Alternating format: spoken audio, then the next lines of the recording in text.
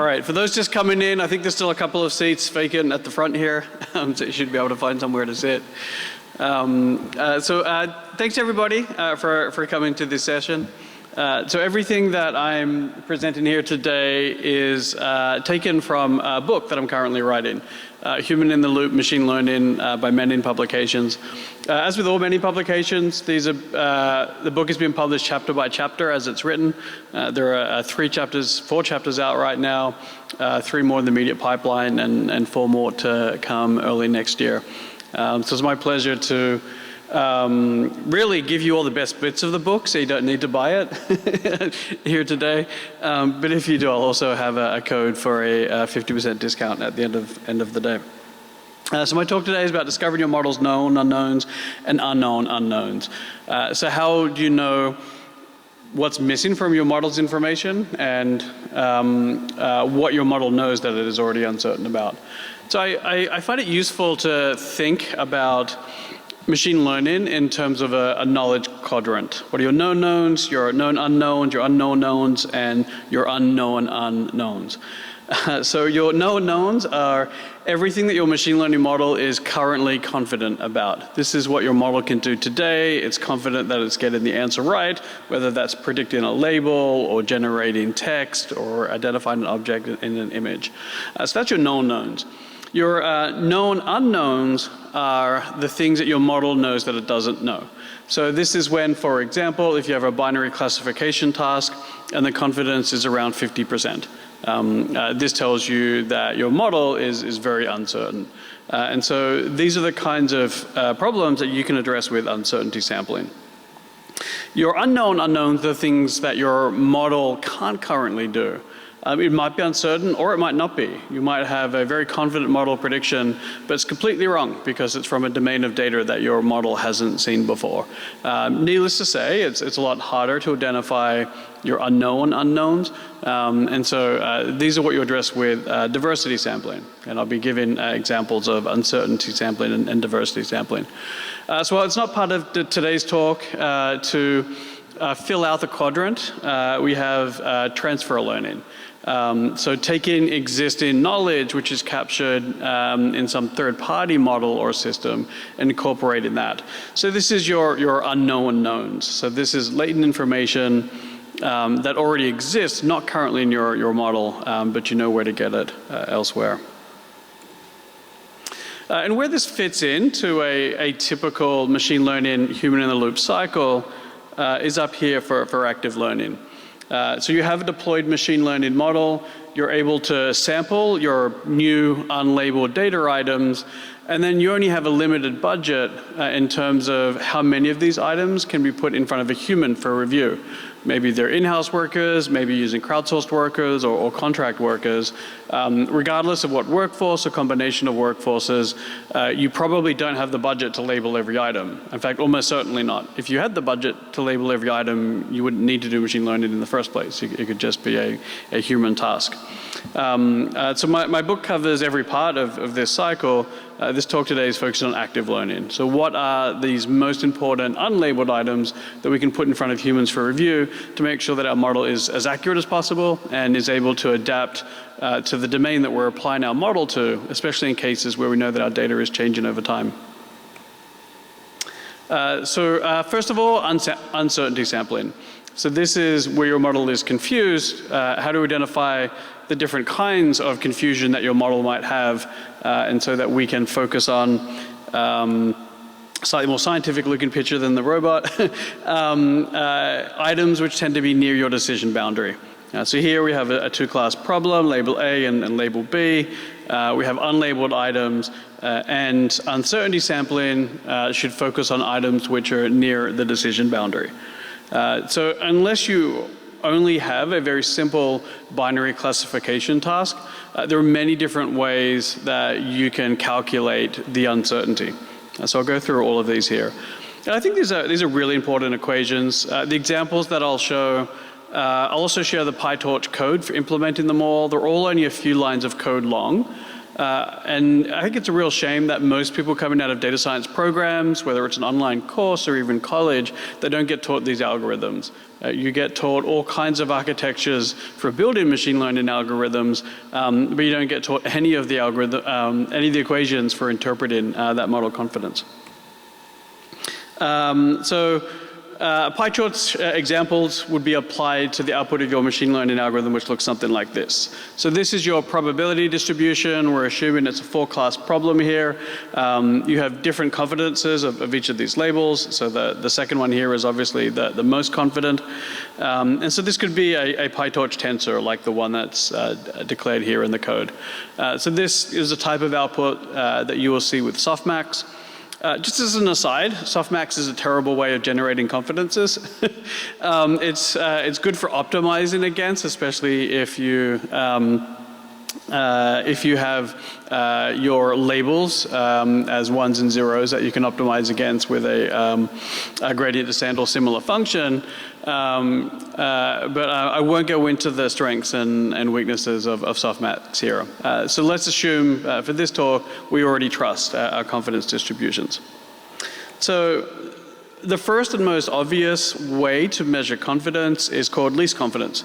This is simply looking at the confidence of your most confidently predicted item. So whatever your label was predicted to be. So in this case, it was the second of the 4 labels was the most confident, and we're looking at the difference between that and 100% confident.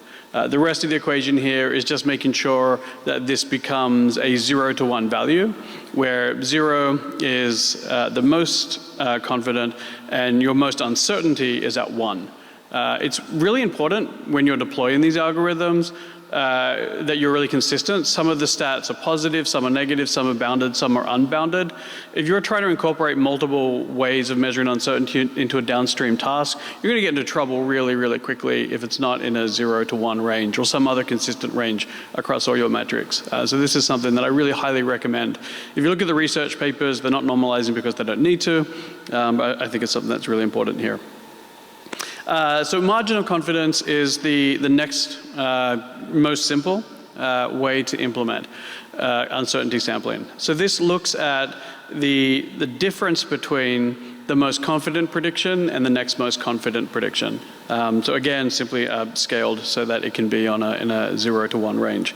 So here is the difference between the second and the 4th labels. Very similar to that is ratio of confidence, but rather than it being the difference between them, it's the ratio between them. So it is their second most divided by the most confident prediction that you have.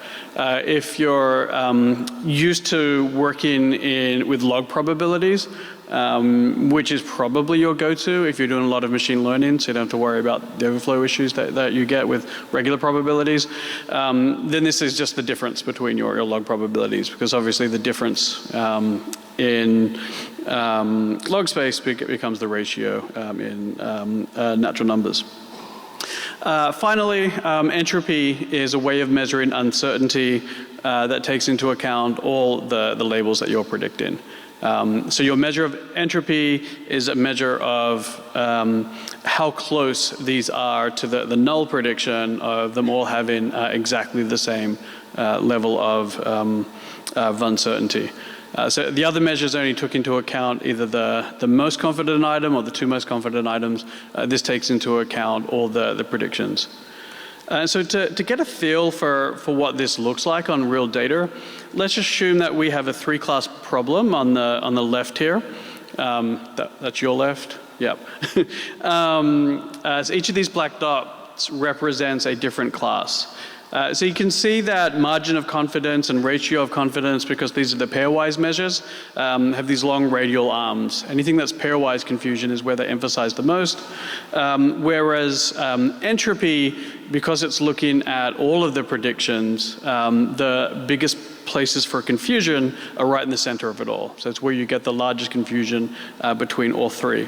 And if we scatter these for something less uniform on the right, then you can see how you really are sampling from very different parts of even just this 2-dimensional space with the different kind of algorithms. So these graphics came from heat maps that I just created quickly in JavaScript and threw up on my website. I don't know if you can read that link there. I can tweet it out later. You can play around with it, click and come up with pretty heat maps yourself of these different algorithms. I find it to be a really useful way to get an intuition for the different kinds of uncertainty algorithms and come up with the decision about, well, which is the best one to implement for uncertainty for your particular data.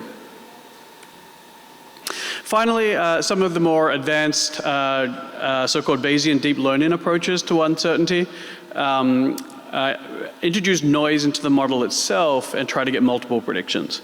So if you've ever built machine learning models, I'm sure you've tried building models with dropouts. You're introducing randomly dropped out, typically neurons, sometimes just edges as well, as you're building the model, and that noise helps you have a more robust model. Especially if you're a PyTorch user, you've probably accidentally kept your dropouts in during prediction as well, and seen inaccurate results. So actually you didn't make a mistake, you were using cutting edge uncertainty sampling. That's exactly what we're doing. So you get an item, you do multiple predictions with different random dropouts with those predictions. And if you believe a dissertation from 10 years ago and assume that you have infinite neurons, that range of probabilities you get will actually be a Gaussian curve. I think the math is a little shaky, but because you will get a Gaussian curve of distributions, that's why it's known as Bayesian deep learning. This is a really reliable way of getting confidences from your model if, for example, you don't trust softmax, or you have some other output function for which isn't generating a probability distribution. So it's really only been the last couple of years that we've started to see researchers use this method for getting confidence from their models. I haven't seen it yet be deployed in industry, but I'm sure it will soon. Okay, so that's uncertainty sampling. That are different ways of knowing what your model doesn't know. And so here are some building blocks for the somewhat harder task of diversity sampling, trying to understand what your model does not yet know, gaps in your model's current knowledge. So diversity comes in many forms. It may just be things related to fairly innocuous real-world differences, like different accents. It could be changes over time. A lot of the time, you'll find that diversity and potential bias within your data will correlate with real-world diversity in ways you might not have anticipated. So diversity sampling is really important if you want to make sure that everyone who is using your model is able to do so equally. So in contrast to uncertainty sampling, where we'll model in and trying to sample items near the decision boundary, diversity sampling looks for items which are not like anything that has been labeled in the past. Or if you're using diversity sampling to begin with, looking to maximize the diversity between items. So notice that these 5 items which have been sampled for review, they're not similar, they're not anywhere near the existing labels, and they're also not near to each other. So the goal of diversity sampling is to cover as much space as possible. And as you come from the reinforcement learning school, you probably heard this called exploration versus exploitation in terms of looking at model uncertainty or looking at new areas. I don't like that analogy because I can never remember which one's exploration and which one's exploitation. I always get them backwards. I think they're, yeah, I mean, they're fun. They alliterate and they rhyme. But I think it's a useful analogy if you do come from that background. So 2 methods which are really commonly used for diversity sampling are model-based outliers and cluster-based sampling. So one of the things that you lose in the final layer of your model if you're using softmax for the output is any indication about the level of activation in your model. So softmax is only sensitive to the relative differences. So if your logic's going into the softmax function are 1, 2, 3, 4, you're going to get exactly the same result of confidences as if these were 101, 102, 103, 104. And obviously that's just very different in terms of like your model activation. One's very highly activated, one's fairly lowly activated, or you might even have negative activation if you're not using a ReLU that clips at 0. So Model-based outliers let you find this information again. So you look at your logics, you also look at your hidden layers, and you look at the overall rate of activation in those layers. What's a little bit tricky is that the average amount of activation in any one neuron is completely arbitrary. You're comparing apples and oranges if you're comparing different neurons. And so in order to establish what does count as being low activation in a given neuron, you want to first calibrate this with held out validation data from the same distribution as your training data. So this allows you to turn each activation in every neuron into a quantized score, which means that you can now look across your entire model and say, okay, this item that I just predicted, sure it was high confidence, but it barely activated any of the neurons in my model. This tells me that it contains new features that I haven't seen before in these combinations. So it's something new that should go in front of a human for review. So that's the principle behind model-based outliers. A lot of the more advanced techniques in selecting items through active learning rely on this same principle of looking at the properties of your model itself. I won't go into those in the talk today. They're in a chapter in the book I've just written, which is not yet published. But if this is interesting for you, looking at the properties and information held within a model, then I encourage you to look into this kind of research. By far the most common method, and the first one you should start with for diversity sampling, is clustering. Using unsupervised learning to cluster your data and then sampling items which belong either to the centroid or are just randomly selected from different clusters. You can also do some outlier detection here as well. So do clustering and then find items that are not like any of the clusters that you've seen before, potentially to find new items. This is just an incredibly effective way, especially in combination with some of the other techniques. One of the problems of uncertainty sampling is that you'll often just sample items from one very specific confusing part of your feature space. So if you can combine clustering and uncertainty sampling, then you can ensure you have a diverse set of items which are also very uncertain for your model. There are many different algorithms for clustering that you can use. I've never seen any evidence that a sophisticated and expensive clustering algorithm results in better samples for active learning than a very simple one. You can use Euclidean distance or cosine distance for k-means, and I really haven't seen any evidence that other kinds of clustering algorithms might be better for active learning. Certainly, though, this is a active research area, and I'd love for someone to show otherwise. Another really common form of diversity sampling is representative sampling. So representative sampling is when you know that your training data is from a different distribution than from where you want to apply your model. So maybe you only had some data annotated to begin with, or maybe your data is changing over time as new data comes in. So if you classify news articles and the new topics in the news. So representative sampling, similar to clustering or building any kind of model, you build a model on your training data, you build a separate model on items sampled randomly from your application domain, and then you use that to identify the items which are most like your application domain relative to your current training data. So this is a very effective way of finding those items which are able to, as quick as possible, adapt your domain, adapt your algorithms to new domains. If you look in the literature, there is a lot of papers about domain adaptation without additional human labels. It's trying to adapt these algorithms without any human input. These are really interesting, but I've never seen them used like that in industry. When anyone's trying to adapt models in industry, there's always some level of additional human verification or labeling in order to get that accurate adaptation. Finally, sampling for real-world diversity is something that brings together every other kind of active learning strategy.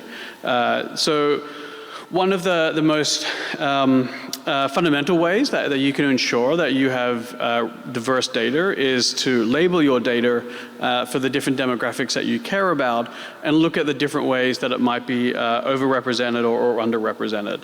So it might be a little bit small up in this screen here, but you can see that some of these demographics here are well represented.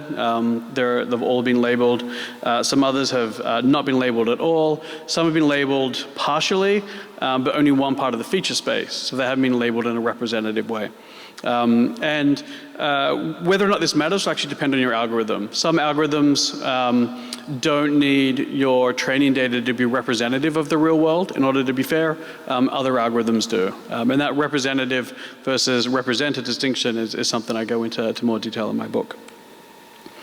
So something I highly recommend is that if you find unknown unknowns in other people's algorithms, that you report them.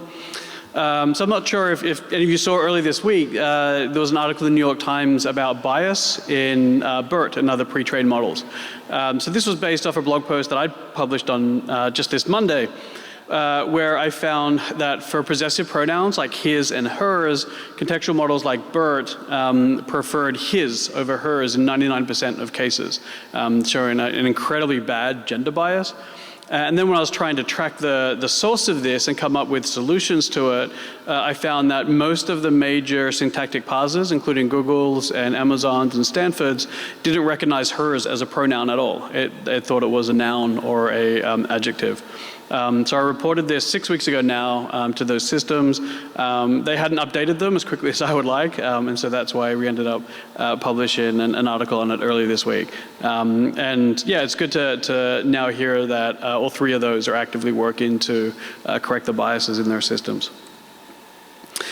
Just as a final note, all the building blocks I showed today are exactly that. They're building blocks. If you're implementing active learning, you should think about these building blocks, but then how to use them in combination so that you can optimize both uncertainty and diversity for your algorithms. All right, thank you. I think I probably have 2 minutes for questions, something like that. Oh, you've got about 5. Okay, wonderful. Oh, and if you could read that, TS Loop code will get you 50% off my book at MENA Books today. Are there any questions?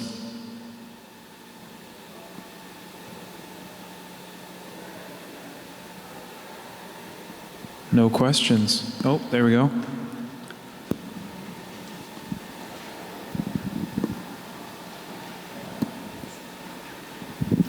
Great talk. Are you planning to combine this approach with some of the AutoML methods? Yeah, so the question was, am I trying to combine this with some of the AutoML methods? Yeah, very much. So a lot of the AutoML methods are baking in a lot of these algorithms right now, but I think, especially the uncertainty sampling ones, although I would argue that as a data scientist, you should still know what these algorithms are doing behind the scenes, just as you do for the model building components. Yeah, I've released all these methods in PyTorch, published on the PyTorch blog about that. So I'm hoping that some of the open source rather than commercial AutoML frameworks will be able to integrate with it pretty seamlessly.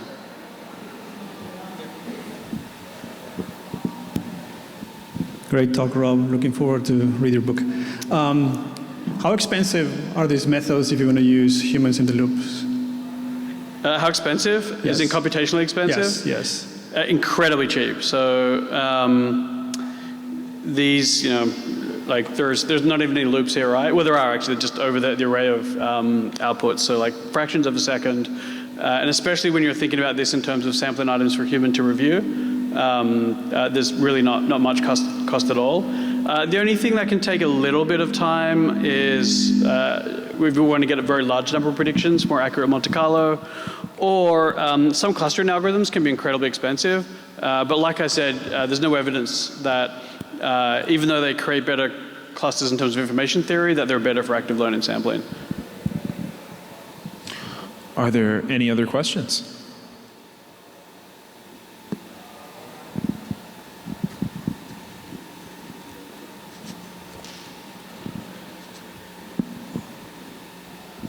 Hi, I had a question about the real-world diversity-related sampling. Yeah. So does this imply that you have to know the demographics of where your training data is coming from before you can do it in order to, like, how do you identify where your knowledge gaps are?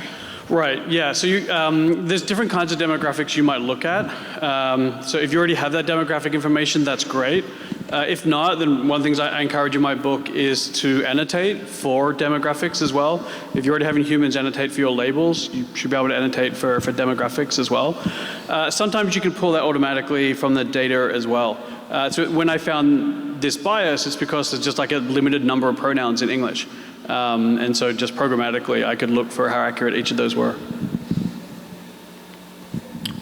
Any last questions?